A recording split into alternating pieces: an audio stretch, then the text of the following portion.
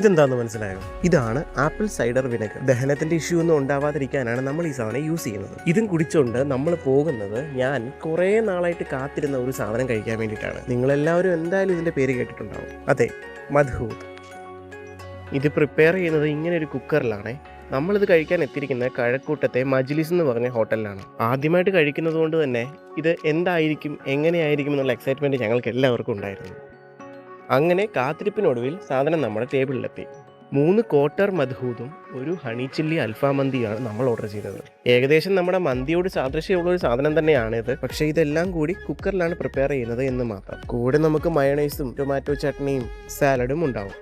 പിന്നെ നമ്മളിതെല്ലാം ചേർത്ത് ഒന്ന് ട്രൈ ചെയ്തു, എന്താകും ഇതിൻ്റെ രുചി എന്നറിയാം. പക്ഷേ മന്തിയുടെ രുചി പോലെയാണ് എന്ന് വിചാരിച്ച് നമ്മൾ പോകാൻ നിൽക്കേണ്ട. അത്ര രുചികരമായിട്ട് എനിക്ക് തോന്നിയില്ല. കൂടുതലും ഒരു മഞ്ഞളിൻ്റെ രുചിയാണ് എനിക്ക് തോന്നിയത്. പക്ഷേ എന്തായാലും നമ്മൾ പാത്രം ഫിനിഷ് ചെയ്തിട്ടുണ്ടേ.